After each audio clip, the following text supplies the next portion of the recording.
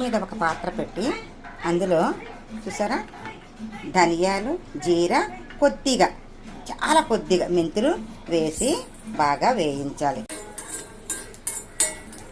అవి వేగిపోయిన తెలుస్తుంటే చిటపట్లాడుతూ ఉంటాయి. అప్పుడు మనం స్టవ్ బంద్ చేసేయాలి. కొద్దిగా కాబట్టి ఇలా ఇందులో వేసి నేను పొడి చేసుకుంటాను.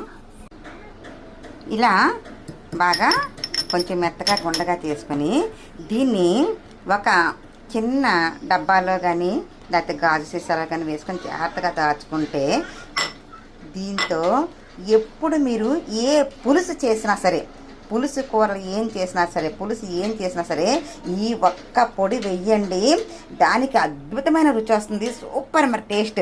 ఇంకోటి, మీరు పులిహోర చేసేటప్పుడు కూడా మీరు పులిహోర ఎలాగైతే చేస్తారో ప్రాసెస్ అంతా అలా చెయ్యండి. పులిహోర కోసం చింతపండు గుజ్జు మరగబెడతారే, ఆ మరగబెట్టే గుజ్జులో మాత్రం ఆ పొడి వెయ్యండి. టేస్ట్ అనేది వేరే లెవెల్లో ఉంటుంది. మీరు చూడండి, అలా చేసి దాని రుచి చూసి నాకు చెప్పండి. ఓకేనా? ఇది నేను చేశాను కాబట్టి మీకు చెప్తాను. ప్రతిదీ కూడా నేను చేసి సక్సెస్ అవుతున్నాను, దాన్ని మాత్రమే మీకు చెప్తాను. ఫెయిల్యూర్స్ ఏవైతే ఉన్నాయో చెప్పడం లేదు. ఎందుకంటే ఒకటి మనం చేసేటప్పుడు ఎన్నో ఒక్కోసారి ఫెయిల్యూర్స్ వస్తుంటాయి, ఒక్కోసారి పాస్ వస్తుంటాయి. ఆ పాస్ మంచి మార్కులు ఏవి వచ్చాయో అవే మీకు చెప్తున్నాను. ఇలా చేసుకుని ఉంచుకోండి. వేస్తే టేస్ట్ మాత్రం నిజంగా చెప్తున్నాను ఎంత బాగుంటుందో, మీరు ఎప్పుడు తినలేని టేస్ట్ వస్తుంది. మీరు ఖచ్చితంగా నాకు మెసేజ్ చేసి చెప్తారు చాలా బాగుంది నిజమే అని చెప్పారు. ఈ చిన్న డబ్బా ఉంది కదా, చిన్న డబ్బా, ఈ డబ్బాలో వేస్తున్నాను.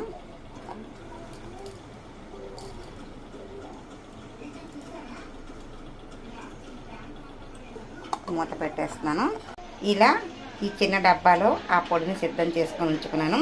ఇప్పుడు నేను ఎప్పుడు పులుసు కూర చేసినా సరే, పులుసుకు సంబంధించిన ఏం చేసినా సరే ఇది కొంచెం ఒక స్పూన్ వేసుకుంటాను. టేస్ట్ మీరే చూస్తారు కదా, నేను ఎందుకు చెప్పడం. చెయ్యండి, చూడండి. ఓకేనా?